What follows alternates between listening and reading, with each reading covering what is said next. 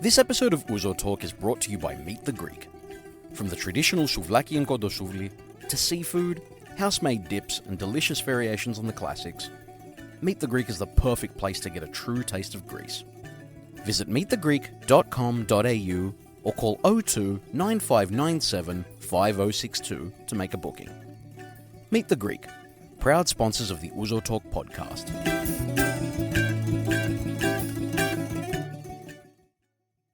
Sound is.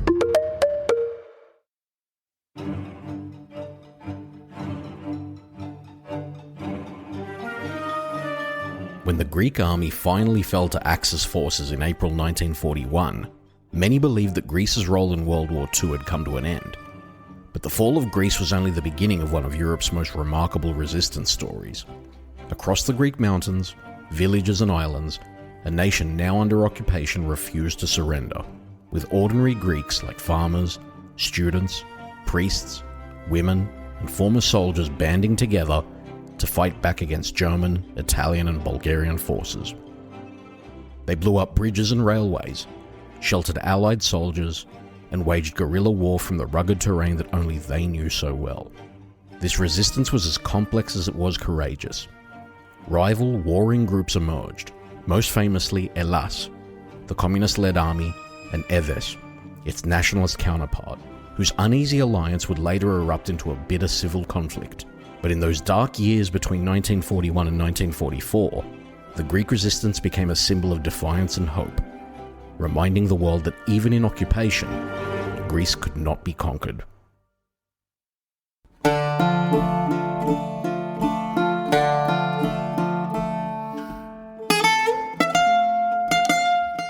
Nick Athanasiou, it is that time of year again when we are again putting an episode together in commemoration of Ochi Day, such an important date on the calendar for us, not just in Greece but in the diaspora as well. It definitely is, Tom. And look, everyone in the diaspora celebrates this particular day, and what a monumentous day it is for the Greeks. You know, saying Ochi to the invaders who we heard through previous episodes would have taken over Greece. I think Yanni mentioned in his episode that if we did lose that battle in Italy, we could have been speaking Italian. Correct. And yeah, I mean, we've done at least 3 or 4 episodes on this again, and it's the reason why we continue to add to this story from our end, because there are so many different aspects to World War II, obviously. We've said it before on the podcast that one of the main reasons why people like you and I are in this country, in Australia right now, is a direct result of that particular conflict. There's no end to the amount of stories that have come out of that period, and this is another one today. That's something I know that you're passionate about, obviously, when it comes to the Greek resistance. I mean, you've been very passionate about doing this episode, haven't you? Definitely, because we've had ancestors who were in the Greek resistance. However, more importantly, for the people out there, everyone thought the war ended in Greece in April 1941, but it didn't.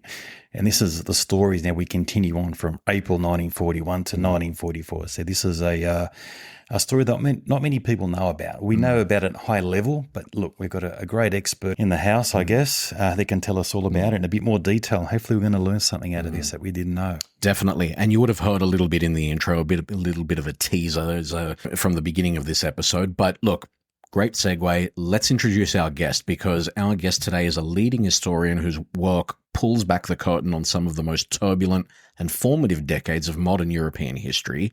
His research delves into the world of political violence, nation building, and organized crime during the European Civil War era from 1905 to 1949, with a particular focus on Greece and southeastern Europe. He is the author of numerous publications, including his acclaimed monograph, A History of the Greek Resistance in the Second World War, The People's Armies, published by Manchester University Press. Joining us from Manchester today is Spyros Tsoutsoumpis. Welcome, Spyro. Hello, Sosvrika. Nice to see you. And thank you for inviting me to your Thank podcast. You so much. And I hope this will be a very productive discussion. I really look forward to this chat, Tom. It's going to be great. Likewise. Well, without any further ado, shall we do the honours? Yes, let's have a drink.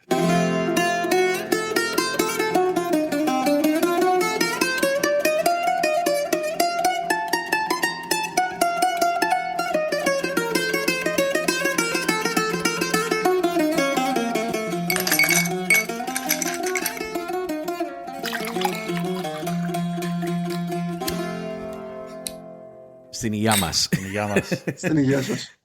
Spiro, I know it's too early for you to be drinking ouzo, but and we're not drinking ouzo today either. We're drinking something completely different for the first time. What have we got, Nick? Tell us. Well, the Greek Provider, as you know, are one of the sponsors of this episode, and Crystal have been hounding us to try something new. And me and you, in our ways, we think, no, we know what we like. However, she's introduced us to this Hiotissa. It's a distilled dried fig beverage from Chios. And honestly, the first sip we had, Tom, we were blown away, weren't we? We both looked at each other and thought, this is outstanding. It is like a tsipuroraki, obviously, that has been distilled out of figs. In theory, it sounds fantastic, but, I can't stress enough how much this one actually did blow us away. It did. I didn't know what to think. With the first sip, it went down a bit like a tsipro, and then they had like a beautiful fig aftertaste, like just to finish it off. It's beautiful. It's amazing. Very spirity. There's a lot of sweetness in there as well, though, which oddly enough is not offensive. Not overly sweet, obviously, but there's a lot of complexity in there that is absolutely sensational, and we really need to thank the Greek Providor for giving us this bottle because, this is top shelf stuff. It is amazing stuff. So get on the greekprovidor.com.au. Make sure you're checking out this particular bottle and everything else on there. So thank you very much, Crystal. Well done, Crystal. Amazing. Okay. Also, we do have another sponsor. So Meet the Greek restaurant down at Brighton Les Sands has come on board to support us. And welcome back, Meet the Greek. Look, and it's a bit of a connection here because if you ever go to Meet the Greek restaurant, it's actually built like a cave. It is. And the food is very traditional. They got a lot of meats and so forth. But, we're talking about andartes, and we know a lot of andartes did hide out in caves. They did. So do you think we'll find a couple of andartes next time we go to Meet the Greek, Tom? Well, mate, you could say very well that Pete is one of them. He looks pretty dodgy. Yeah, it looks like an andarte. He's a good hands. Man.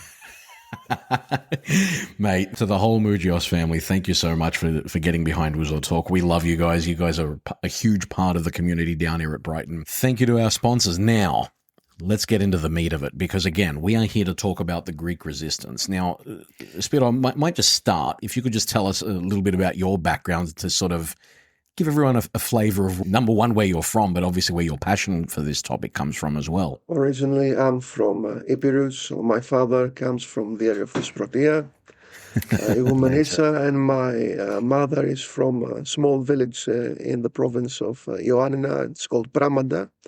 It's an upland village, and the fact is that both my mother's and my father's family were heavily involved both in the resistance and in the Civil War. Epirus bore the brunt of the Italian assault during the Ελληνο-Italikos Polemos, and also the resistance and the Civil War that broke out after the liberation of Greece. Largely took part in Epirus and in Macedonia.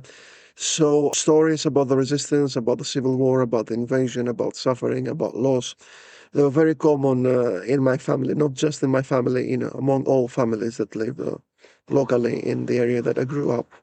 So I was really interested in order to understand, because, this story is about how things happened. And obviously there is a lot of mythologizing, there is a lot of, there is, the personal touch, the family touch. But I was really interested to understand not how this happened, but why this happened, how common was this, what ideological views facilitated the Greco-Italian War, the savagery of the occupation, the fierceness of the response, and how the resistance was related to the outbreak of the Civil War. Why did different resistance movements emerge during the time? Why they clashed, turned against each other rather than simply fighting the occupiers, and ultimately what led ordinary people like my grandfathers, who were not really educated, to join the one or the other resistance organization, and how their participation in these events changed them and affected the worldview. So these are the questions that I'm interested in my research.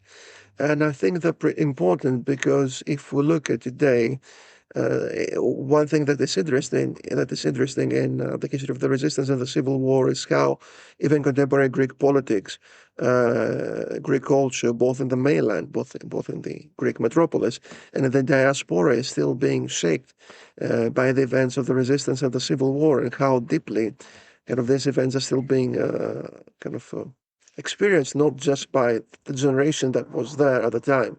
Unfortunately, this generation now is, has left us, but even among the descendants, kids, grandkids, they feel very deeply about it. And obviously, we Greeks are very political and sometimes way too political people, but nonetheless, it's quite amazing how these memories are preserved, and how they can how they show up, how they impact our daily lives and our politics.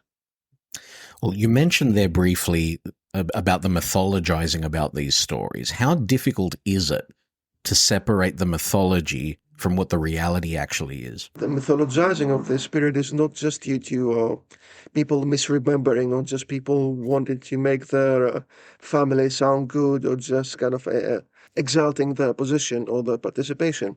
After the end of the war, Greece experienced a very bitter and very protracted civil war, whose origins can be found within the resistance period. And from the end of the civil war in 1949 until the fall of the junta in 1974, Greece was what political scientists and historians have described as a limited democracy. Political opinions were suppressed. Some people, a large number of the population, was disenfranchised, and a specific political narrative regarding this period has emerged. And the purpose of this narrative was to justify the actions of the side who won the civil war. And obviously, then we had the junta, who was a very oppressive, extreme right-wing dictatorship. After the fall of the junta, the people who lost, that the people were disenfranchised, the left, broadly speaking, then promoted their own narrative of the period. And obviously, this narrative was not entirely objective. There was a lot of mythologizing. Some aspects of the period were hashed. Other aspects of the period were promoted. And this was the case. We had two competing narratives, one left-wing and one right-wing, just on the events of the resistance, of the occupation, and the civil war. Now, in more recent years, in the past 15, 20 years, historians from all sides of the political spectrum are still contesting the events of the period. But nonetheless, we have new archives, we have new methodologies. And we're also trying to understand Greece within the broader context. So historians in the past 2 decades have begun to probe these questions. They began to go beyond mythologizing, beyond the fixation sometimes with ideology, to try to understand how people experience these events, why these events happen. Obviously, separating the false the myth from the reality is always challenging, and that's the task of the historian. And I think that in the past 2 decades, the scholarship on the resistance, on the Greek resistance, is truly excellent, and it's of much better quality than the scholarship on the Yugoslav resistance or on the Italian resistance and so forth. We have great historians who work in Greece, who work abroad, who had a series of very good books, but also novels, films about the period. So I think we're on the right track. Stay with us. We'll be right back.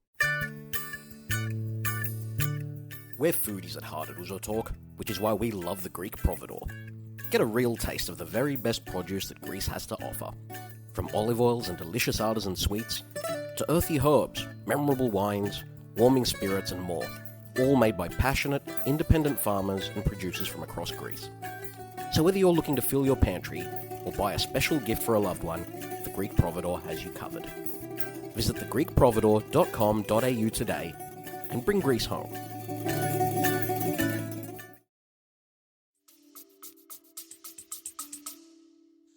Brilliant. Fantastic. Wow. Look, Tom, a lot that we just glazed over that. Spyros from Ipero. It's from Igoumenitsa, where I'm from.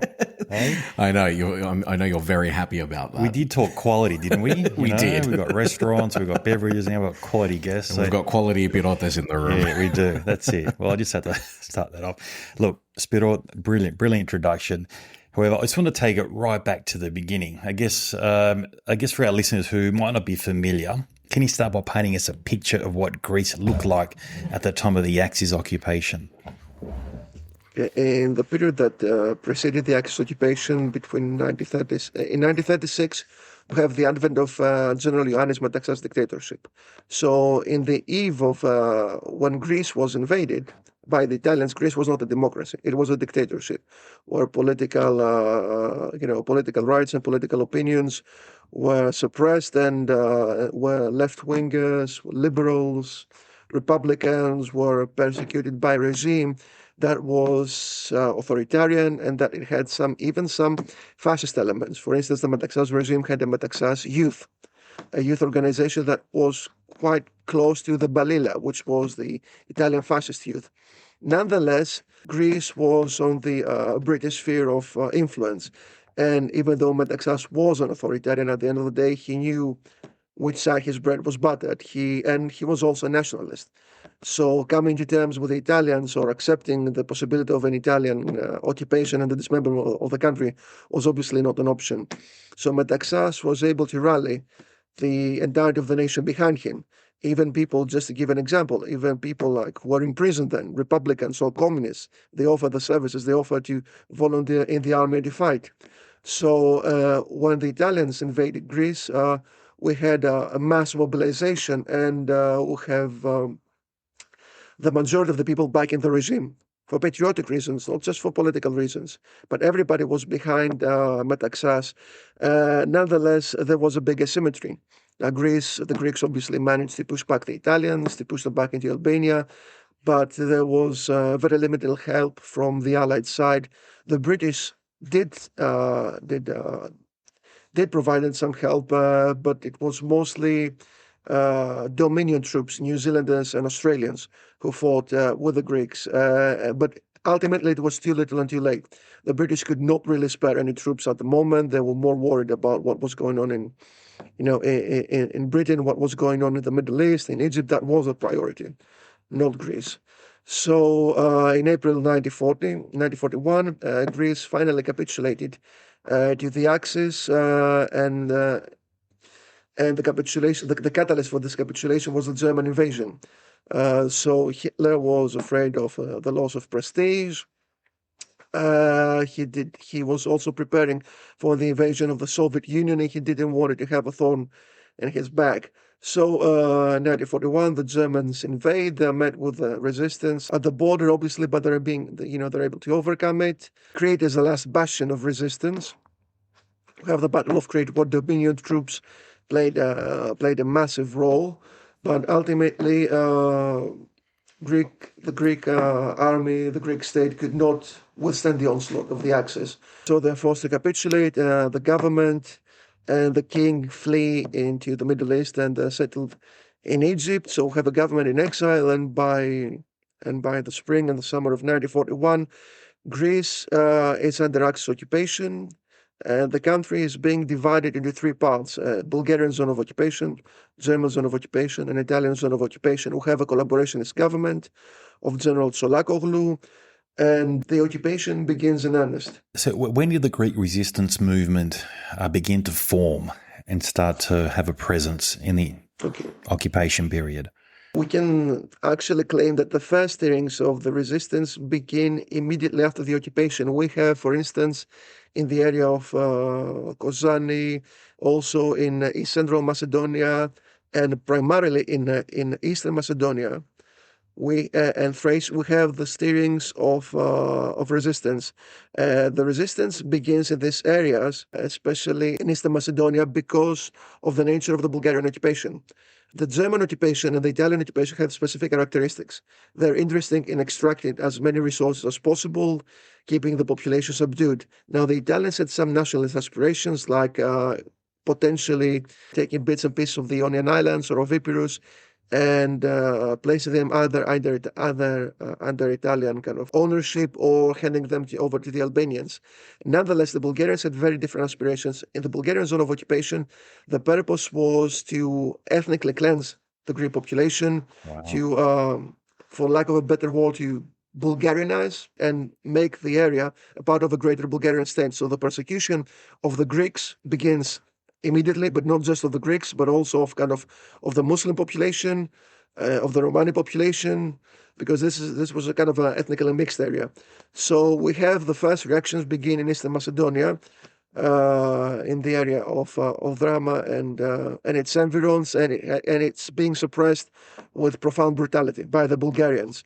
So these are the first rings of the resistance. We have some limited efforts in places like Mesovuno, in Kozani. We have a local uprising that's being suppressed by extreme brutality by the Wehrmacht.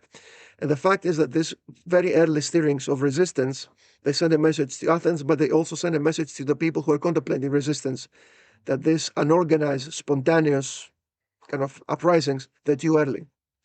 And the cost to the population was horrible. So both the left, the Republicans, but also kind of monarchists and nationalists who had a kind of an anti-Axis agenda, they begin to think that the best thing that we can do at the moment is to organize, because another uprising might potentially destroy the resistance movement altogether. So organize, but also there are other instances of disorganized resistance, of resistance from the ground up. For instance, in the Peloponnese, especially in areas like Corinthia, we have like groups of outlaws, like the Chanias brothers. Now, these were shepherds, kind of transhuman shepherds, and they clashed with the Italians. The Italians tried to appropriate the property, steal the livestock, and so on. So we have people like Thodoros Chanias who kill an Italian and then flee to the mountains, and they live there as a crosscut between a bandit and a guerrilla, between a Kleftis and a Dartis. We have in other areas, we have, let's say, in Xiromero, also have like, or in the Vritania, Arcadia, we have small groups of men. Sometimes these people are not entirely, we cannot describe them really as Andartes, they're not ideological, but the clash with the Italians, the clash with the law, and then they flee to the mountains in order to kind of protect themselves, and then they begin to, since they're outlaws, and in order to kind of attract popular sympathy, they try to help some of the peasant communities to face the challenges of the occupation, of the Italians, of the collaborators, and in our own homeland, obviously, Thesprotia, which was kind of an area that experienced intense kind of ethnic conflict. We have, even in late 1941, isolated individuals who maybe kill or assault an Italian soldier or an Albanian Muslim militiaman, and they flee to the mountains. Now, these people are not necessarily ideological. Many of them are uneducated peasants. Many of them are illiterate. Most of them are shepherds. They're farmers. They're patriotic, but they do not have an agenda per se. So they flee to the mountains, and they create what we can describe as the Maya. Okay, the first nuclei of armed resistance. But armed resistance in earnest begins in mid-1942.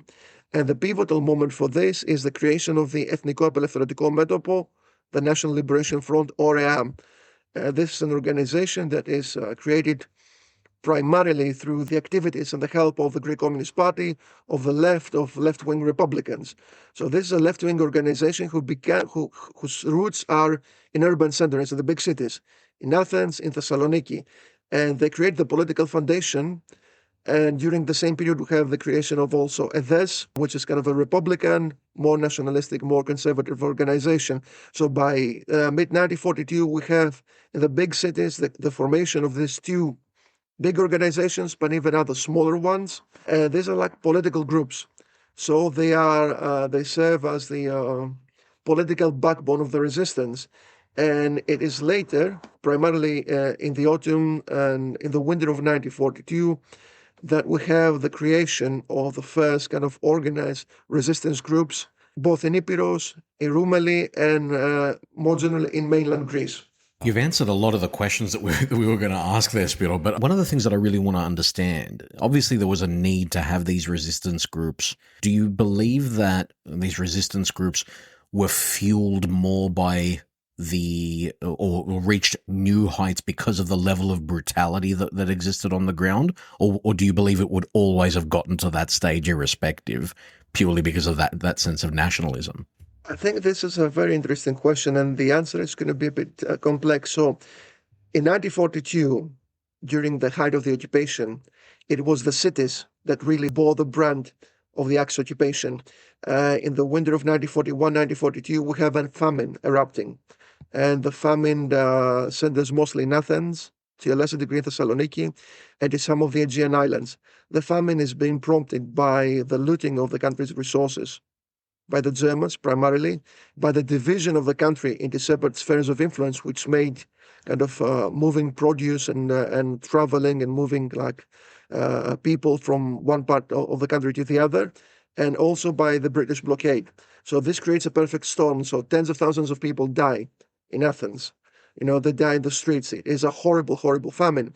Now, in the countryside, the situation is a bit different. The countryside has some resources, so people are still able to fend for themselves. But nonetheless, the situation there is not good as well. In some villages, we have deaths from hunger. And what we also had at the time in the countryside is lawlessness.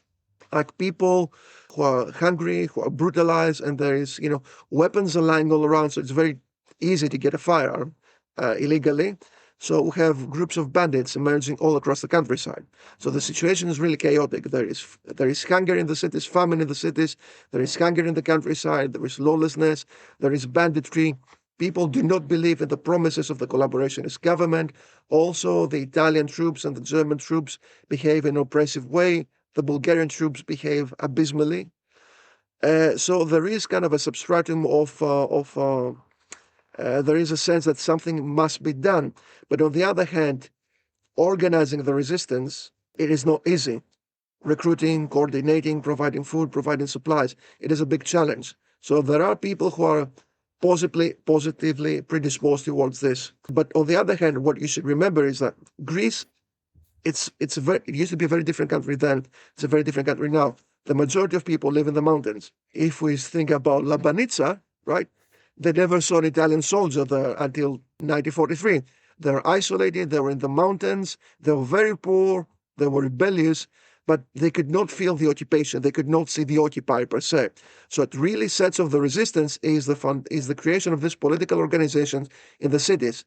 And we have the first resistance groups, either of ELAS, Ελληνικός Λαϊκός Απελευθερωτικός Στρατός, People's Greek Liberation Army, which is the left, or EDES, which is the right, who have people setting off from the cities and going to the countryside.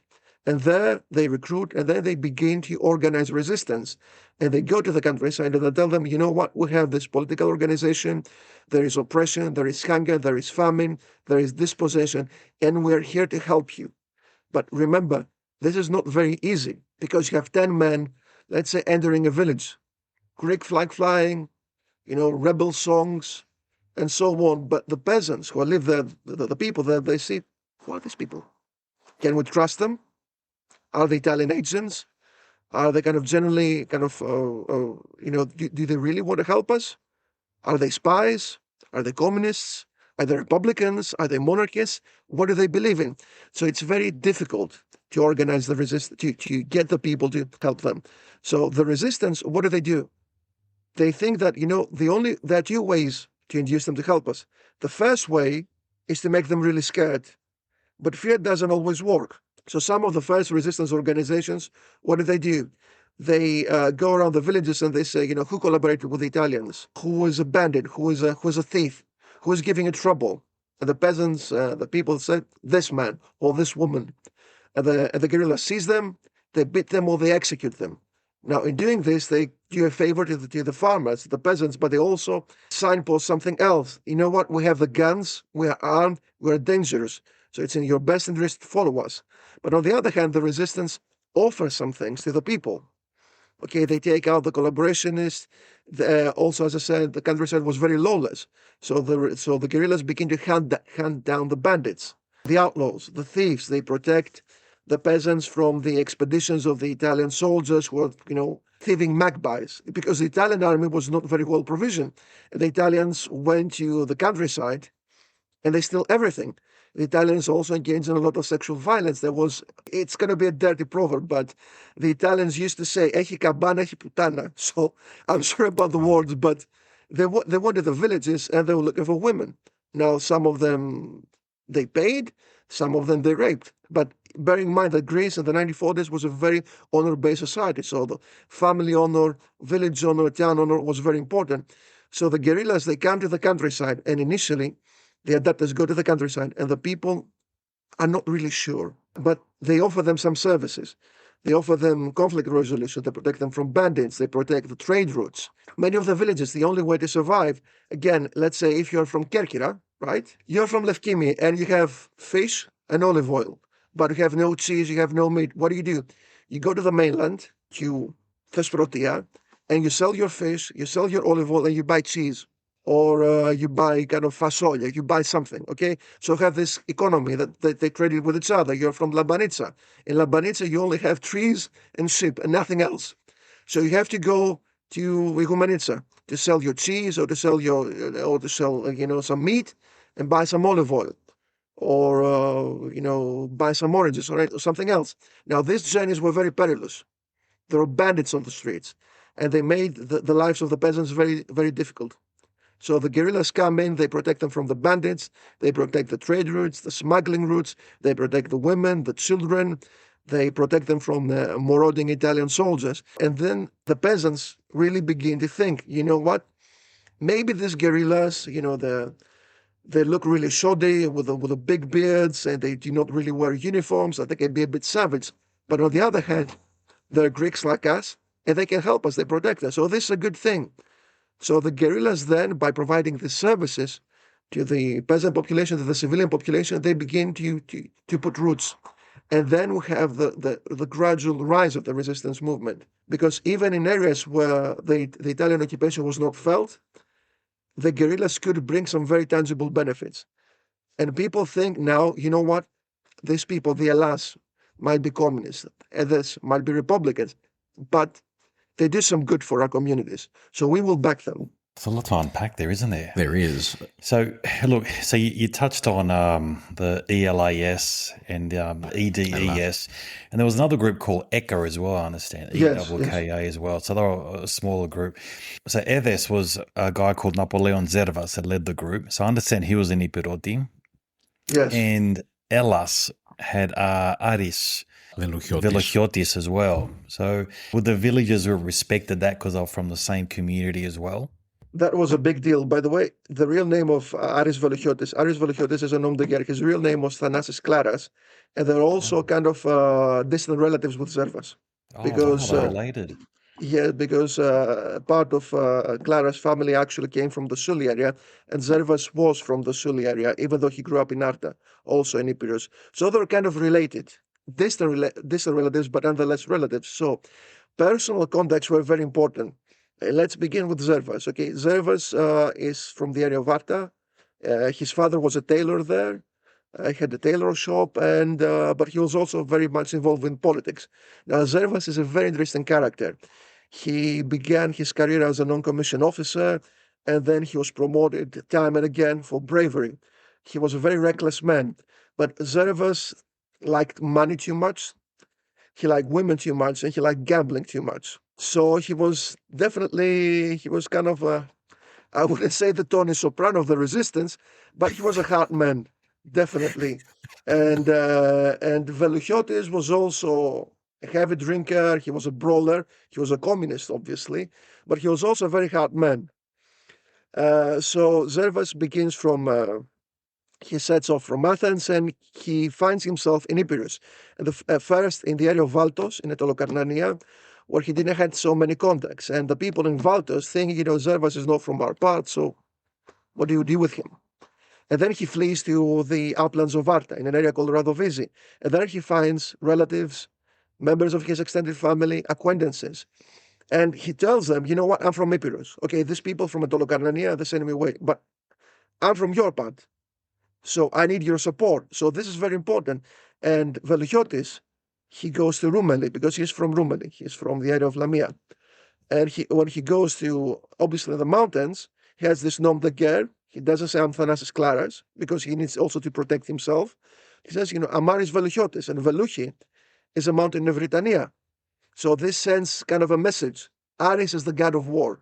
Veluchi is the mountain in Britannia. So he kind of says, I'm a warrior, I'm a rebel, but I'm also a man from your part of the country. So having all these personal networks, it is very, very, very important for the resistance in the beginning to have access to social networks, so to speak. People could not network through, Facebook or Instagram. So they had to have some kind of personal connection. And why is the personal connection? Because this is Greece. You trust your relatives and no one else, more or less, and especially so in the 1940s. So when Zervas goes to the mountains and he tells them, you know what? I'm a country boy. I'm from your part of the country. Your kind of distant relatives, Kumbaros, Batsanakis, whatever. So you can trust me. I'm not going to betray you. And Veluchiotis does the exact same thing. And all the guerrillas initially, they do the exact same thing. And many guerrilla groups were actually made by people who came from the same extended family. So when Zervas, when you wanted to recruit people, what did you do? You had your own social network, and then you reached out to a person that you knew, let's say, and then you tell them, you know what, do you want to join us? Do you want to form a group? And they might say yes, or they might say no. But odds are, if they said yes, they will recruit the brothers, the cousins, the relatives.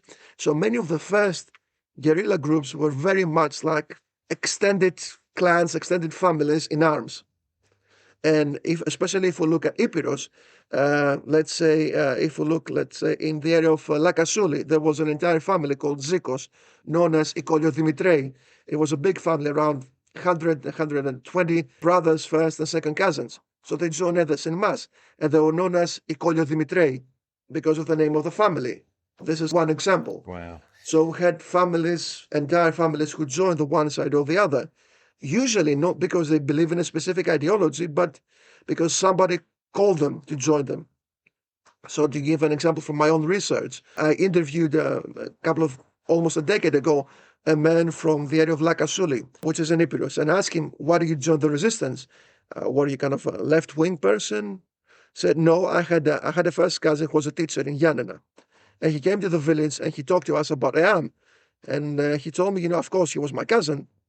And I joined up. All the family joined them. We had no idea what communism was or what nationalism was. We know that we had a man from our family whom we trusted, and he said, rise up. And we thought that this was a good thing. So family connections were of paramount importance. And again, it's Greece. Blood is not just thicker than water, as they say, to αίμα νερό δεν γίνεται, and so on. So these were very, very important ties. Absolutely. Unbelievable. Wow. So, look, I know we touched on Epirus as well, but I'm sure this would have been all through Greece. Like Cretans would have had the same sort of thing, that the clans would have got together. So it was more about you joined a resistance movement because of your relatives, not really political groups. Is that fair to say? Yes. In the beginning, it was very much so.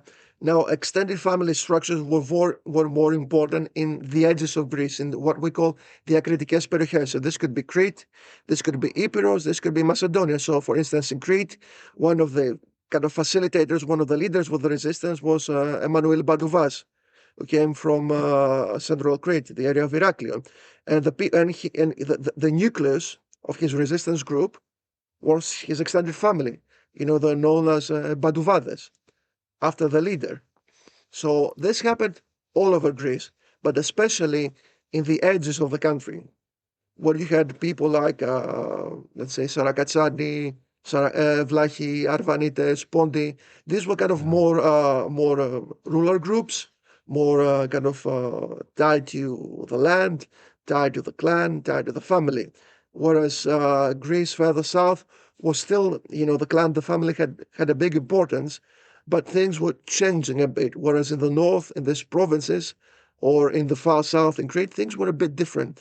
And there, the resistance kind of took this shape, like family, locality, clan, village. They were very, very important. It's very interesting hearing this because I can sort of feel and see some parallels with the 1821 period, you know, how you had all of these groups built around families and whatnot. Was there any sort of remnants of that sort of drove any of these groups and families to come back together?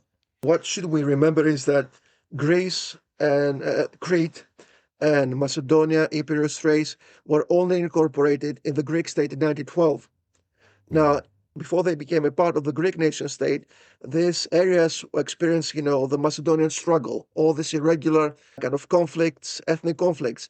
And at the time, all these extended families were mobilized. Right? For instance, going back to Epirus, like this clan called Dimitrei, were mobilized during the Balkan Wars en masse to fight for the Greek state as guerrillas. In the interwar period, obviously the memory remained. And once again, these groups that fought as guerrillas in the Balkan Wars, they knew how to handle themselves, they knew how to handle weapons. So they were still important during the interwar period as political brokers, as fixers, as enforcers. So this very militant culture was in place. Wow. So when the war breaks out, you have the memory, the institutional memory, and the family memory of rising up during the Balkan Wars, during the Macedonian conflict. They're active throughout the interwar period, so it's very easy for them to remobilize and to repurpose the groups from political enforcers to guerrillas, either with the left or with the right. So there was this kind of memory, there was this habit of our mobilization. That is fascinating. How interesting is that? Yeah, wow. So they were sort of mentally prepared anyway, though. They sort of had their groups anyway. So 1912 to 42, only talking 30 years. So you might have had soldiers or resistance fighters who fought in the Balkan War and in World War II as part of resistance. Exactly. So. I mean, Zervas fought in the Balkan Wars. He led guerrillas. He was also involved in all these paramilitary groups in the interwar period. He was a broker, a fixer, an enforcer. And according to some sources, he also sold protection to a couple of gambling dens in Athens. So the man knew how to handle a kind of a weapon. Spyros, Dimitrios Spyros, who led EKA, Ethniική και Κοινωνική Απελευθέρωση, was also a veteran of these struggles. Stefanos Sarafis was the military leader of ELAS, was also a veteran of this struggle. Manuel Badouvas, who was the leader of the Cretan resistance, at least in his part of Crete, was also a part of this world. He was a veteran of kind of the Asia Minor struggle, and he had earned some notoriety as an enforcer, a broker, and a fixer in the interwar period. So these were people who already had the institutional experience, the personal experience. They had the networks that they could mobilize to support the resistance. So the preconditions for the rise of the resistance, the cultural and the material preconditions, were also in place. That is so fascinating. Yeah, Unbelievable. Really. Did they actually? So you're saying that Aris and Apollon were related long distance. Did they get on? Did the two groups get on, or did they clash during the period of 1942-43? In the beginning, what you should understand is that ELAS and to a lesser extent others wanted to monopolize the resistance. Now, the resistance was, on the one hand, it was a struggle against the occupiers, but the resistance, both in Greece and all over Europe, was also a struggle to build a better future. So when EDES is formed, they're kind of a really anti-monarchist, pro-republican, social democratic organization. They say, first, we throw out the Axis, then we throw out the king, then we establish a society that is more equitable, that is fairer, that is just. And also, ELAS, the Communist Party played a very important role in the foundation. Now, ELAS did not necessarily want to kind of turn Greece into a communist state, but they really wanted to facilitate some social change. They say, okay, we throw out the Axis, but this will be an incomplete rebellion. We need to abolish the monarchy. We need to we need to build infrastructure. We need to give opportunities to the disenfranchised, to the poor, to the peasants, the working class, youth, women. So they had this vision of a better society after the war. But in order to achieve this, they had to gain power and to monopolize the resistance. And both organizations were very keen in doing this. So initially, ELAS and EDES, they get along relatively well.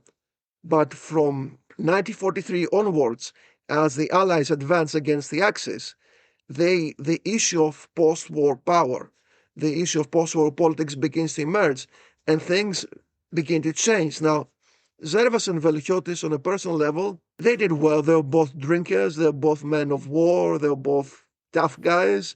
So I don't think that they will have any problems getting along. But it's not as I think there was a saying in The Godfather. It's not personal. It's just business. So it was not personal. It was just politics. So when politics got in the way, obviously the relationships between the two groups begin to polarize. And to give you an example, like even personal differences under these conditions of polarization become politicized. So let's say in early 1943, ELAS and EDES guerrillas, they could sit in a cafe and drink together. But as things became more tense, guerrillas began to clash even in a personal level. You could not have people from different sides sitting in a cafenio, especially drinking ouzo, which, can make people even more passionate about politics. So from mid-1943 onwards, we have relationships become more polarized. And both ELAS and EDES, they have the minds set on monopolizing the resistance, absorbing all other organizations, and building a basis for a post-war takeover of political power.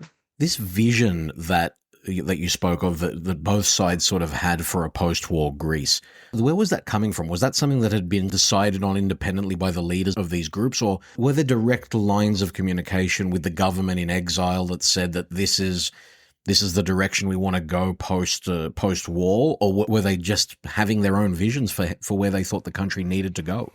The government in exile was isolated from political events in mainland Greece.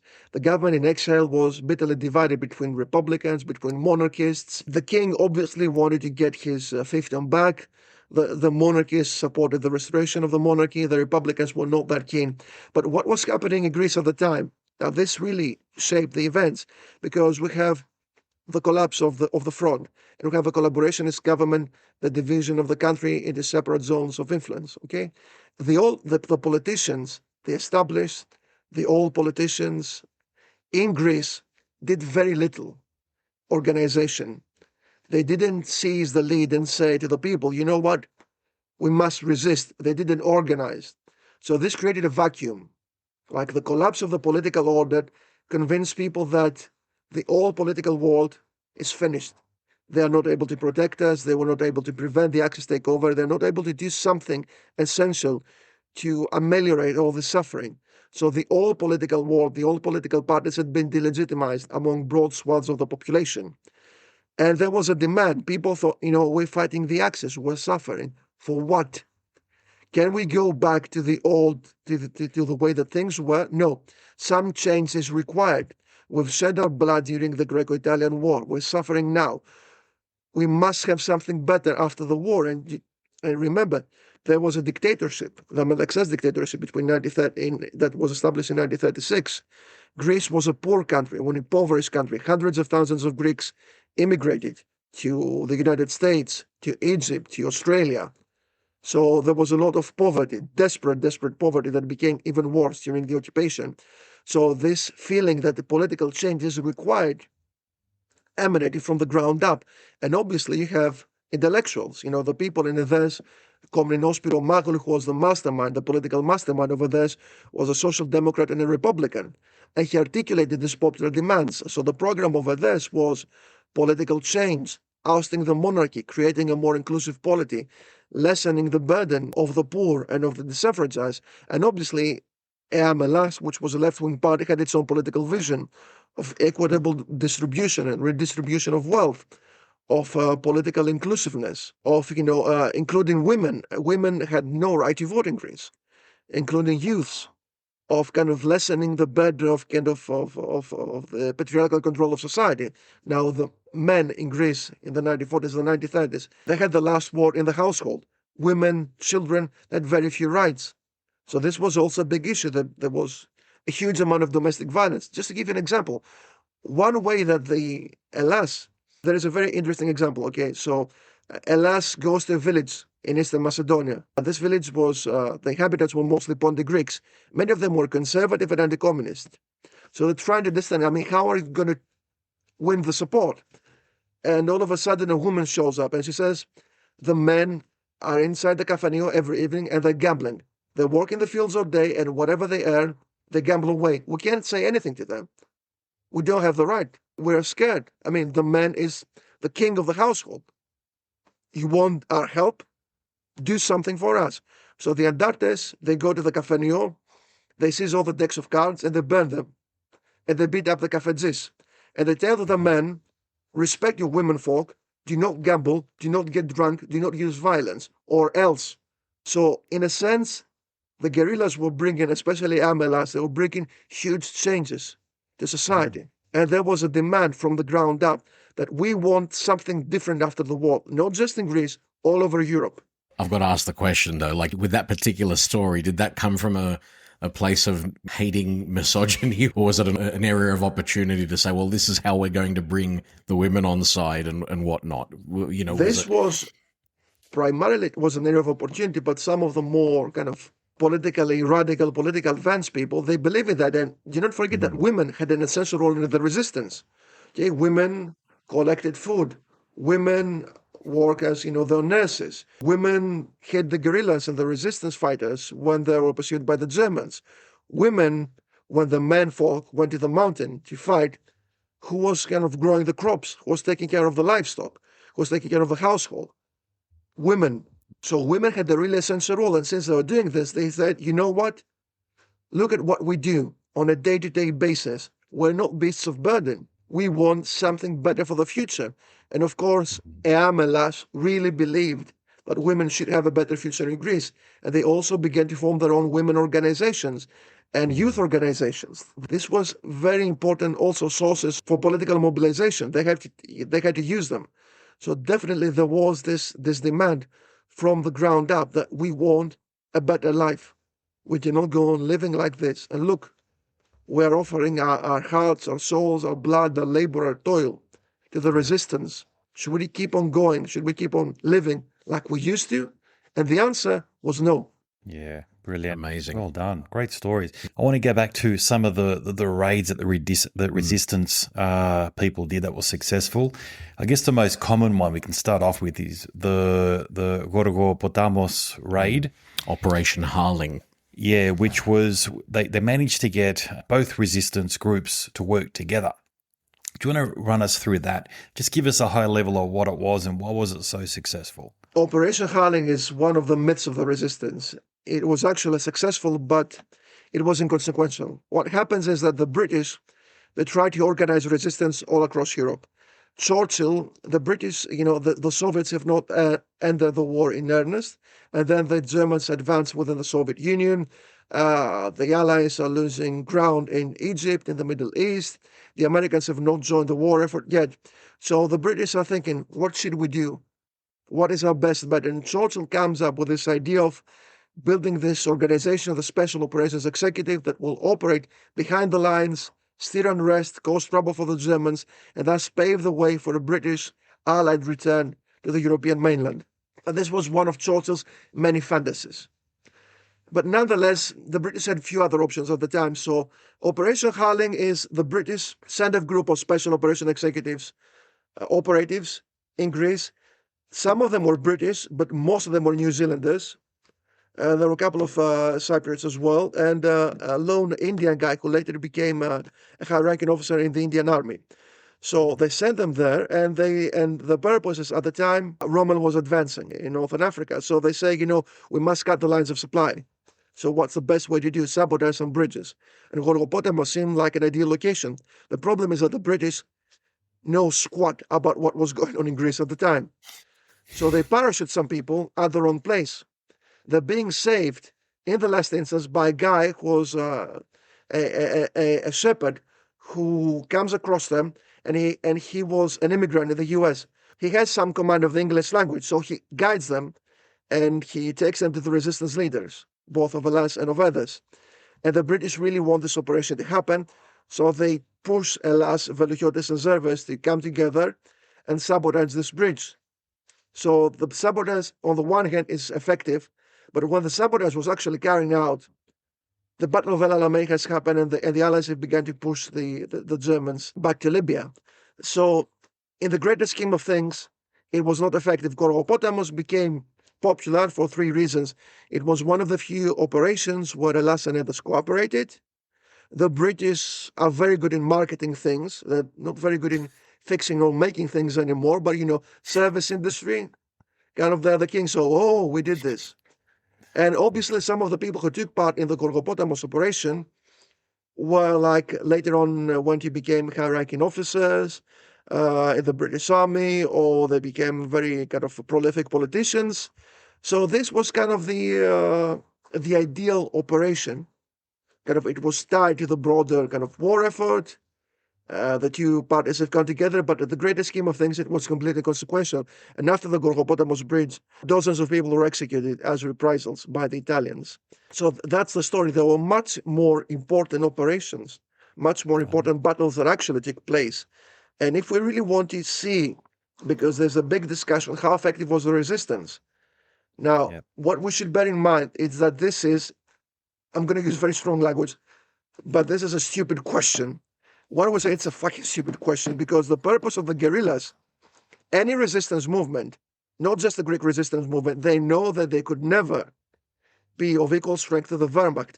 Their purpose was not to outfight the Axis, was to outlive them and outgovern them. Mm. If they manage to persist for long enough in the mountains, they're going to bleed the occupation forces dry, not by inflicting mass casualties, but by being a constant thorn on their side. Wow. Of course, there were battles. Of course, there were some big battles, but that was never the case. No resistance movement managed to liberate the country. Even the Yugoslav resistance movement, that was the biggest one. Okay, Tito, obviously after the war, was the leader of the resistance movement and of the parties. I said, we liberated Yugoslavia. No, they didn't. Belgrade was liberated thanks to the Soviet army that actually pulverized the Germans. The partisans all over Europe, they excelled in guerrilla warfare, but they would never be able to seize cities and towns. They had no air force, they had no artillery worthy of its name. Okay, so the question is, what did they do? One of the ways that the resistance made itself very useful was by preventing Greek workers from being sent to Germany. So 1942, 1943, there were repeated efforts to mobilize Greek workers and send them to work, for the Third Reich at the factories. So EAM organizes mass demonstrations, and it stops this. Now, this is very important because French workers were sent to the Third Reich to work in the tens of thousands. Very, very, very few Greeks did. The resistance was also very important in keeping the morale up, in preventing the ethical deterioration of the Greek people. They were very important in the way that they prevented the Greeks from collaborating. Now, there was an effort of also mobilizing Greeks to fight for the Third Reich, like troops. And the Greek resistance organizations prevented this by executing the people who were trying to kind of create these pro-Axis formations in 1942. Obviously, the resistance also gave some very important kind of battles. There were two big operations. The first operation was Operation Animals. So Operation Animals was a way the British, the Allies, wanted to land in Sicily, but they had to turn away the attention of the Germans and the Italians. So what did they do? They mobilized the resistance to conduct a series of sabotages in Western Greece, now and northwestern Greece. The sabotages are very effective. They do not cause mass casualties, but they lead the troops, but they divert troops, and they divert attention. So this is a very big this was a very big deal. Also, at the same time, when the German troops moved out of Greece, we have another operation. It was called Operation Noah's Ark. Once again, British and American kind of operatives and spies, but also ELAS and EDES, they take part in attacking and pulverizing the retreating German troops. So at the end of the day, could the resistance drive out the Germans? No way. No resistance movement was able to do that. Nowhere in Europe. But they inflicted big casualties. They prevented the mobilization of workers, the mobilization of soldiers to fight, in the Soviet Union. They kept up morale. They kept up the dream of freedom, kind of the flame of freedom burning. And this was a very big deal. And the Greeks suffered massively because of this. They suffered greatly. And perhaps with the exception of the Poles and the Yugoslavs, and obviously kind of the Soviets, No other people suffered so much in Greece. I mean, for the French, for the Czechs, for the Danes, for the Norwegians, the occupation, in some respects, it was the loveliest of times. For the Greeks, it was hell on earth, primarily because they resisted. And because they resisted, they faced the wrath of the Axis occupation authorities. I just want to touch on the women as well. So we touched on it earlier. So Leila Karayani, do you want to she was a mother of 7, I understand, and she worked in Athens and she was a collaborator. Do you want to give us a little bit of a story about Leila Karayani? And there's another story I want to touch on. Leila Karayani was a very important personality, especially from the more conservative nationalist side of the resistance. She was first involved in hiding Allied troops on the run because, the Germans overran Greece. So you had a lot of British, Australian, New Zealand troops that were isolated. So she plays a very important role in this, just in hiding these troops. And then she begins to organize spy networks. She begins to organize kind of evasion networks. She began to organize intelligence networks. So Leila Karayani was she was a very simple person, like a mother. She had many children. I think she was the mother of 6 or of 7. 7, yeah. 7, I'm not sure. So she used her family networks and she used her status kind of as a mother, and as kind of as as a woman to hide herself, because people could not think, this lovely lady, she has so many kids. She doesn't look, she's not Mata Hari. She doesn't look like this super spy. She's not like James Bond girl. No, she's like this very ordinary Greek housewife. So she was very, very effective, and not just Leila Karayani, but there were so many brilliant women who did so much work for the resistance. Leila Karayani, obviously, she became an almost mythical figure, and justly so. But you had all the anonymous women. Just imagine that you have a battle between the Germans and the resistance. You have a lot of people who are wounded. Who carries them back? Who tends for them? Who keeps an eye on them? Who cooks for them? Who mends their clothes? Women. The anonymous women in Epirus, in Macedonia, in Peloponnesus, everywhere. So I think that these women are sometimes forgotten, how they call them, synagonistrias. They're often forgotten in the big narratives, but they play such an important role, and their role was not really honored up until the 1990s. Yeah. Look, just with Leila, I understand that she got captured and tortured by the Gestapo and she never betrayed anyone. No, she was a very tough lady. She never betrayed anyone, and as I said, she was a pretty heroic figure. But what's amazing about Leila Karayani, she did amazing things. What was amazing about her, also about her case, is that she was also very ordinary. Her experience was the experience of tens of thousands of Greek women at the time who gave the heart and the soul for the countries, for the families. Yeah. But let me tell you another story, which is not a story of resistance, but it also shows how important, but also the deep humanity of these women. So there is a story that I found this on the manual of an Italian soldier. So Italy capitulates in the summer of 1943, and some Italians are being captured. Thousands are being kind of killed in battles or assassinated by the Germans, especially in places like Kefalonia. And thousands stand themselves over to the resistance. Some of them join the resistance and fight for the resistance. Others are simply, others live in prison camps, in kind of in camps set up by the British. So many Italian soldiers were kind of pro-Mussolini, pro-fascist. Many of them, they just wanted peace, or they're even against Mussolini. Italy capitulates, and the soldier finds himself on the run, somewhere in the mountains in Rumeli. He finds himself in Epirus. His boots are torn, his clothes are torn, he's hungry, he's desperate. And he tries to avoid villages, because in the villages, you have the ELAS and EDES. So he's afraid that if the guerrillas catch me, they might shoot me on sight. Because, they hate us, and justly so. And he goes to this village, and there is an isolated farmhouse outside the village, actually. And he knocks on the door, and he says, and a woman opens, and it's a woman. She has a baby in her arms. She's like one of the typical women. She wears a scarf, and she's dressed all in black. And he's kind of worried now, because they have the children. She has a baby, 2 more children that's kind of near her as well. And he says, I'm hungry. I'm Italian, I'm on the run. He had a few Greeks. And he tells him, go away. He says, I'm wearing black because my husband was killed in the war, said, Φύγε από εδώ. I don't want to see you.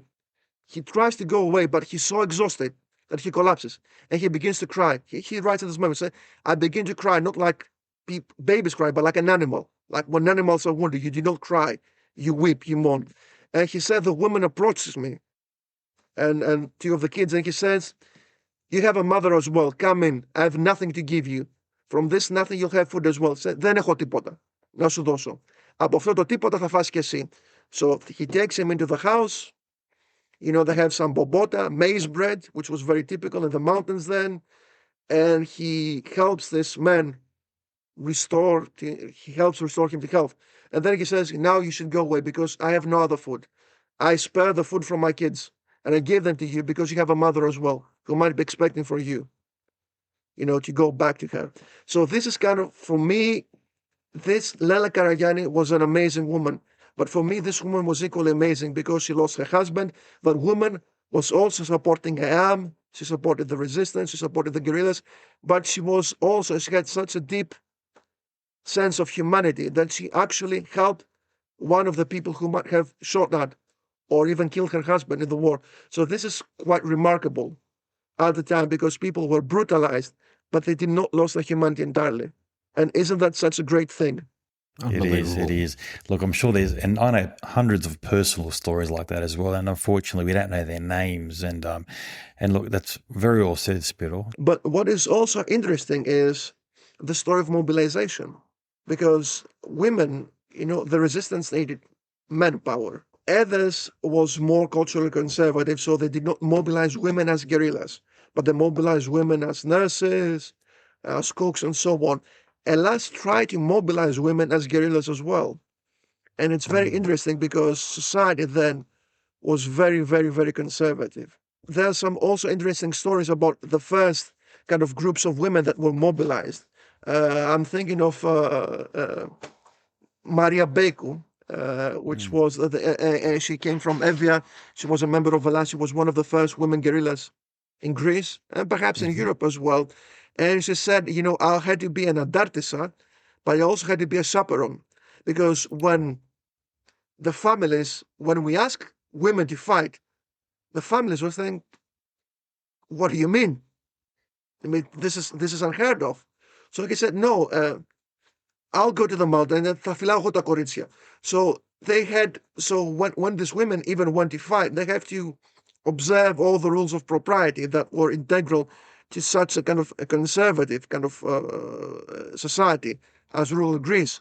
So what is interesting though is like women also fight for the first time. They are providers, they are cooks, they are spies, like Eleni the Weaver, like Lela Karagianni, but they also take up arms and fight in small numbers initially. But it's very, very interesting. And it's very interesting because some of them said, you know what we're more afraid of was not the Germans, but village gossip. What would they think of us?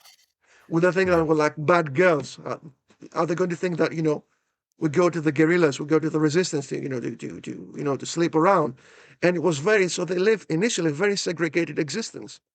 They're outside men, and the resistance, what you should also bear in mind, they have very strict rules of engagement with women. Now, Greece, again, a very conservative society. So, can I use foul language just to give an example? Of course. Sure, go for it. Okay, so Velouchiotis goes to the mountains. So most of the guerrillas were young men, okay, like in the 1990s, early 20s.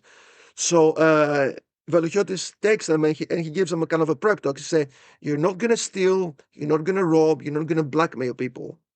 And he said, την ψωλή θα την έχετε μόνο για να κατουράτε. So nothing to do with women. There were cases where guerrillas were suspected of having sexual intercourse, consensual with women. And these guerrillas were shot. Wow. So you say you will never. So this is very important because we have almost no cases of rape, you know, of guerrillas raping women. No case of sexual impropriety because the rules of engagement were that harsh. The deal was you go into the villages, every woman you'll treat as your mother or as your sister. You want to get married, you get married after the war. During the war, you better behave because if we go to the villages and you start, you know, screwing around, you're going to ruin our reputation. And that's something that we cannot afford. So this was one of the ELAS and EDES could be brutal. They did, sometimes they fought against the Axis, but they also victimized Greeks. They also did some horrible things. But what is important is that we had almost no case of sexual assault, no case of rape. And the few cases that happened, they were beaten, they were punished so brutally, they managed to kind of dissuade everyone from doing anything like that.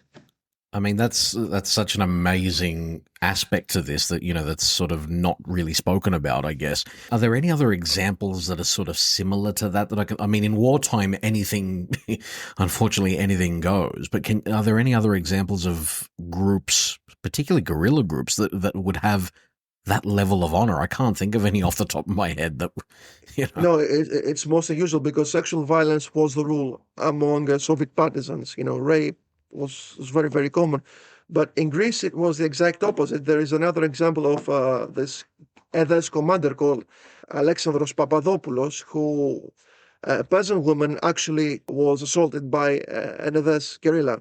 And she went to Papadopoulos and she told me, this guerrilla kind of assaulted me. So Papadopoulos sees the man. They shared his head and his beard publicly, and they beat him almost to death just for a punishment. And they did this in front of hundreds of people. We had cases where guerrillas who, even very few cases where they tried to assault women, they were shot. But also there is another part of the story that's also very brutal. Women who had relationships with Italian soldiers, both consensual and non-consensual, were also brutally punished, very brutally. So when the guerrillas came to the mountains, they asked around, is there anyone who's related to the enemy, to the occupier, who has relationships? And when they found out that a woman had relationships, what they did is that they shaved her head, and sometimes they carved a P on her cheeks or on her forehead. P stood both for porni, which means a prostitute, and prodotes, which is a traitor. So this, on the one hand, it reflected the very conservative politics of Greek society at the time. But on the other hand, it was meant to prevent people from collaborating directly or indirectly with the occupier. Because if somebody slept with an Italian or a German soldier, she might have done this for money. She might have done this for love. But odds are she might have listened to something. And she might have kind of betrayed a secret, betrayed some trust, inadvertently. We actually know that there were prostitutes who work in brothels, and they assisted the resistance actively. This is kind of this is a fact. They had something. They went over to, let's say, and they tell them, I had in bed such and such a thing. But the resistance was pretty ruthless against such people. And there is a very sad story that when the Italian, after the Italian capitulation, many women who work in the brothels in Trouba, in Piraeus, they were brutally assaulted, both by the local population and by kind of some people who work for the resistance as retaliation for the work that they did for let's say, for the sexual work they did and the relationships with the German troops. And this is one of the sad things. Even when Heraklion was liberated, we had a huge amount of violence against women who work in this, in this brothels or who work as prostitutes, which sometimes shows that there was a double standard. Because we also know that there were gay men who had relationships with German or Italian soldiers, but they're not treated as brutally. Obviously, no one was openly gay at the time, but we have recorded cases. But women were, I think, the unsung heroes of this period. They suffered disproportionately. Because at the end of the day, you're a guerrilla, you grabbed your weapon, you could flee to the mountains. You're a mother, you had kids, you could not leave them. You could not flee to the mountains. You stayed in the house and you lived or you died with your family. And again, this is a big thing, and we should really pay tribute to these amazing women for what they did. Yeah, wow, definitely. Well said. Unbelievable. I understand there was a lot of priests as well who were part of the resistance movement and assisted the Allies as well. One particular story I read, Father Gabriel of Kydonia from Crete. He hid Allied soldiers in his Cretan parish. He relayed intelligence to the British SOE and even helped coordinate sabotage operations. When captured by the Germans in 1944, he refused to name collaborators and was executed. However, before he got executed, I understand he blessed his executors first before he got shot. The fact is that priests and the church had a pivotal role in the resistance. What you should understand is that, and I'm sorry and if you listen as a Catholic, but the Greek church was, on the one hand, it has a very peculiar position. On the one hand, it's hierarchical, it's tied to the state, and sometimes it's tied to the interests of the powerful and the well-off. But on the other hand, on the ground level, on the day-to-day basis, it's also very non-hierarchical. It's very decentralized. So the priest acts according to his conscience. And we also have a lot of monasteries in Greece, many of them in isolated mountainous areas. And, the monks can be fiercely independent, and the nuns as well, they can be fiercely independent. And the church had a pivotal role in the 1821 revolution, not the institutional church so much, that was, initially against the revolution, but ordinary priests took up arms and participated. So loads and loads and loads of priests were part of the resistance, because the resistance, even the left, did not have an anti-clerical side. That was not the case in Greece. Or in Yugoslavia, that was also kind of a majority Orthodox country, Serbia and Montenegro, parts of Bosnia as well. So there was this bent. If we go, on the other hand, into Europe, if we look at Slovakia, the Catholic Church was very pro-Axis. Cardinal Tiso was a key collaborator of the Axis. If we look at France, very many of the collaborators were very faithful Catholics. If we look at Italy, on the one hand, you have Catholic resistance groups, even armed guerrillas, but you also have people who side with Mussolini. In Croatia, the Catholic Church was openly in favor of the Axis, with the Ustaša movement, who played a key role in the genocide of the Serbs, of the Romani people, of the Jews, and so forth. In Greece, that was not the case. Big parts, kind of both high-profile clerics, but also ordinary priests, sided with the resistance. We have the case of Father Germanos Dimakos, the so-called Papanipomonos, who was part of Aris Valichiotis' personal entourage. We have people, who have priests who fought for others. We have monks who took up arms and they fought for the resistance. And speaking about, your ancestors in Labanitsa, the monastery in Pakani, which was a famous resistance center in the area of Thesprotia, was also the monastery in Hiromeri. So you have monks and priests and nuns who played a very important role in the Axis resistance. And also the institutional church and the archbishop at the time, the Maskinos, had a very, very honorable role. And just to give you an example, obviously in some areas the church collaborated, individual priests collaborated.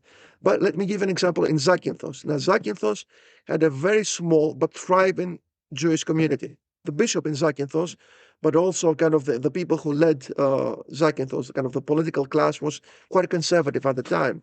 So the Germans have initiated the genocide of the Jews across Europe. So they approach the bishop of Zakynthos, and they approach, if I remember correctly, the mayor. And they tell them, we want a list of the Jews who live in the island.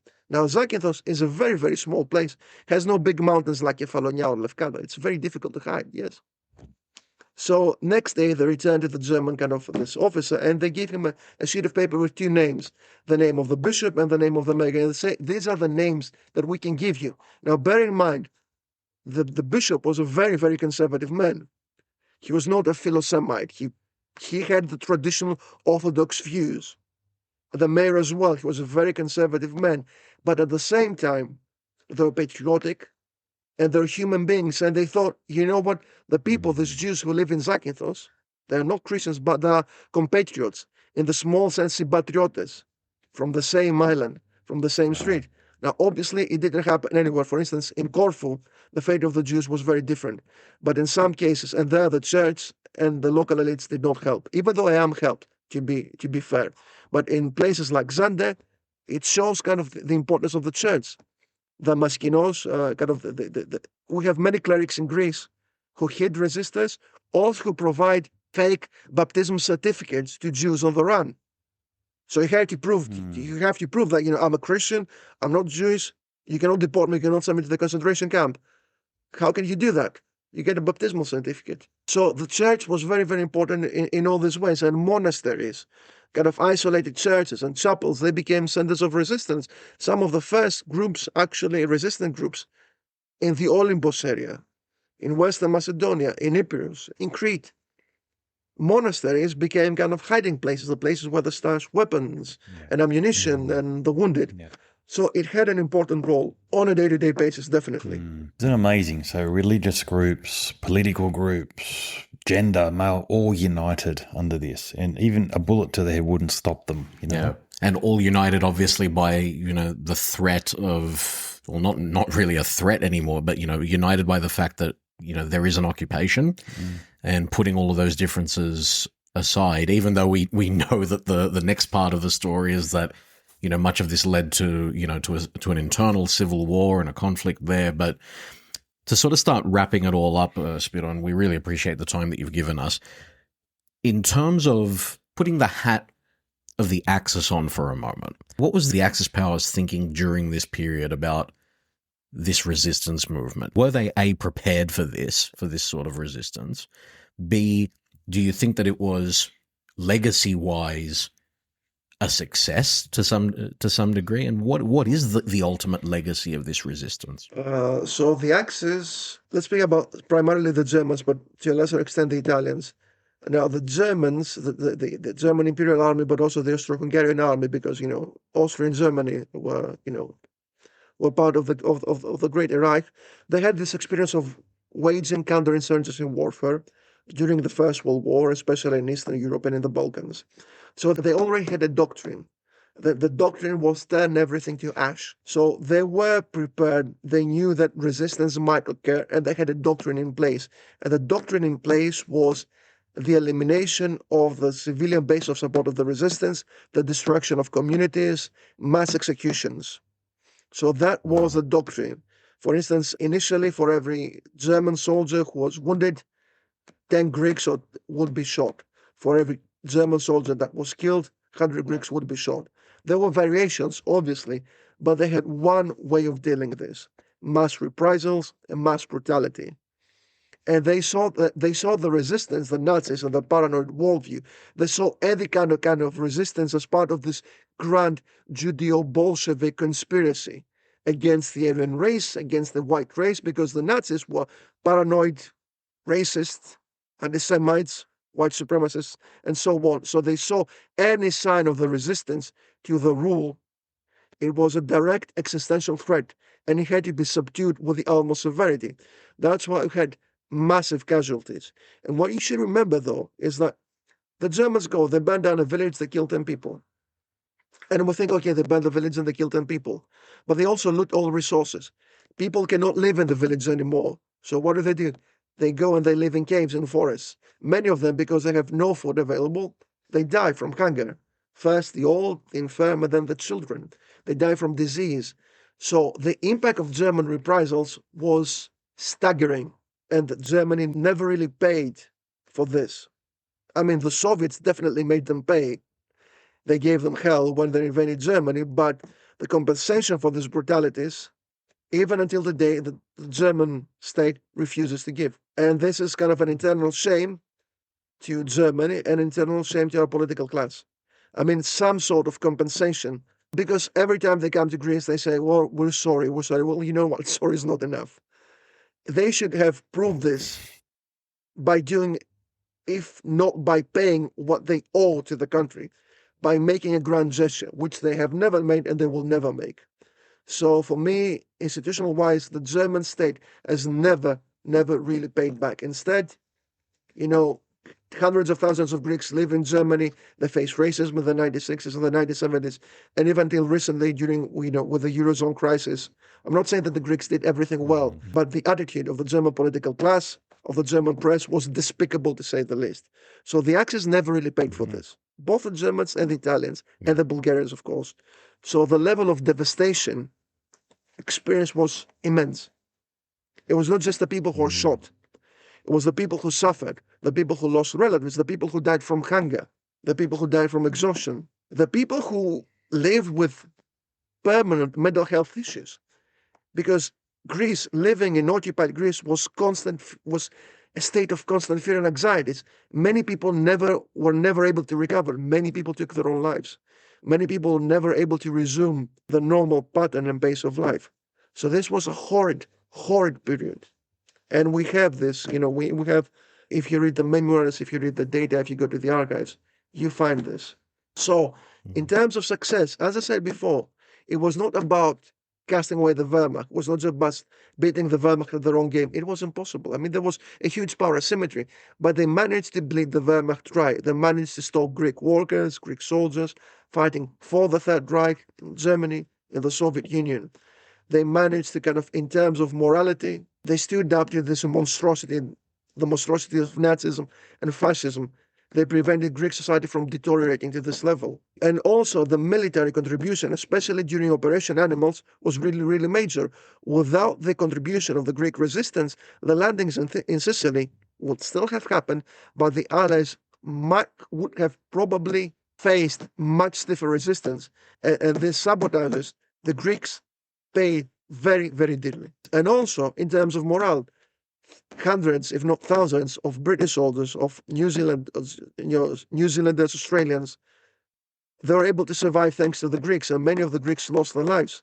I mean, we know that many Greeks who actually got passports. They were allowed to immigrate in New Zealand exactly because they helped New Zealand soldiers on the run.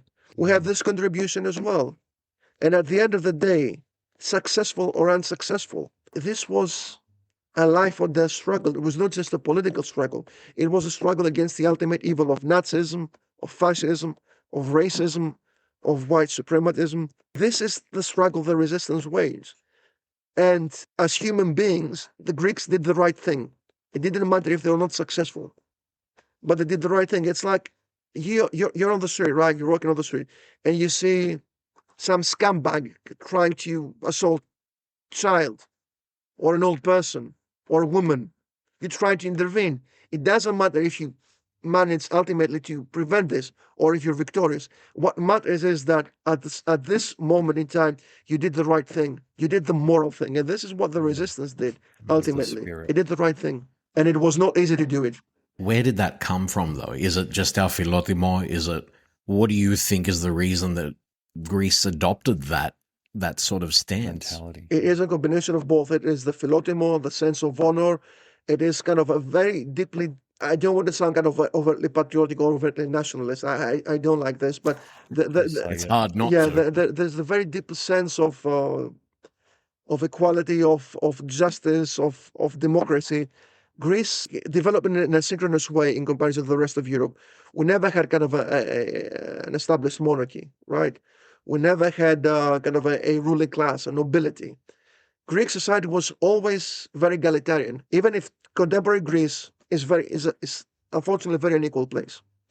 And if Greece in the 1940s was also 1930s was a very unequal place, to put it very kind of, no Greek will accept that any other person is better than him. The British have said, even if you cannot take your hat off to the Lord of the Manor, you're going to still tip your forelock. No Greek would tip the forelock to the Lord of the Manor. Nobody would accept that the natural place in society is to serve the betters. Australians have what you call mateship, like nobody accepts that, you're better than me because you have more money or anything like that. Greeks, in a sense, it's very Australian too. Yeah, no Greek will accept the same thing. So philotimo, deeply felt sense of democracy, of equality, deeply held sense of honor, and appreciation for democracy. Because if we accept the Metaxas dictatorship, now Greece is a far older state than Germany or Italy. We had a revolution and then we created a state, and the state, for most of its existence, was either a constitutional democracy or a constitutional monarchy or a republic. So Greeks, in a sense, are much more democratically minded than other people, definitely more so than the Germans. But in a more serious note, yes, it was a combination of all these factors. And it was ultimately the horror of oppression. You should not forget that the Germans viewed the Greeks as subhumans. They did not consider them to be human beings. I do not want to use some of the expressions that they use because they will be very insulting to minorities, and I do not want to reproduce this abominable language. The Greeks were seen as kind of a bastardized people, mongrels, who were good for nothing. Their only task in the New World Order was to serve the Axis. And the people could not really, as the Americans would say, I'm not down with that. They could not tolerate this level of oppression. So the Axis oppression, the extreme racism of the Axis administration, not just of the Germans, but also of the Italians, the fascists did not look to Greeks kindly. And I mean, the Italians did not commit as many atrocities because they did not have the time, not because of the nice Mediterranean people with a warm disposition. No, not at all. So it was the level of philotimo, democratic feelings, egalitarianism, and ultimately the oppression that they faced that showed them that, you know what, there's one path, at least in the beginning, and that's the path of resistance. I feel like there's so much more to talk about. There is. I didn't realize how big this topic is, and I feel like we've just touched on the surface of this, and we could go for another couple of hours, and we say that about a lot of episodes, but well, I generally feel like that with this. What I can say with absolute certainty, Spiro, if obviously we hope that you've enjoyed being with us. We'd love to sort of have you back at some point because, you know, we are just scratching the surface. Spiro, thank you so much for joining us on Ouzo Talk. It genuinely has been an honor to have you share your knowledge. As we said at the top of this episode, it's a topic that we know a little bit about but don't know anywhere near enough about. And it's so important, at least from our perspective, because, again, this is part of the reason why people like Nick and I find ourselves in Australia and other Greeks find themselves in other parts of the diaspora as a direct result of this conflict and the struggles that happened during that period. You shedding light on that in the way that you have today, you know, I think it's really important for us to be able to continue that dialogue and continue telling those stories amongst Greeks for future generations. What do you think, Nick? Yeah, definitely. Like Will said, like most Greeks in the diaspora know a little bit about the story, but the way you've articulated it today and the way you've just explained it, Tom, look, we've got to get those stories out there. We can't forget what happened and we can't sort of diminish what happened as well. I know they're all passing on that generation, but it's up to us to continue to tell these stories. But fascinating, Spiro. Look, from one episode to another, mate, I was blown away with that. And look, we've got your details. I know you're not going to go far, and we will have to get you on again. Thank you. Absolutely. Thank you very much. It was a real pleasure, you know, talking with you. And I think that these stories have a universal resonance, that they're very important for the Greeks and, you know, in the motherland. They're very important for the Greeks in the diaspora. But the story of resistance, of resilience, of the deep humanity of the courage of these people, I think it has a resonance that goes way beyond the borders of Greek, all the confines of the diaspora, and it can provide us with moral lessons and with political lessons for the future.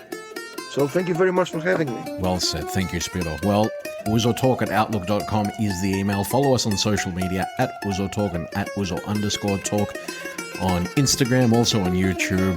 Nick Athanasiou, Spyros Tsoutsoumpis. Thank you very much, gentlemen. Thank you. Thank you, everyone.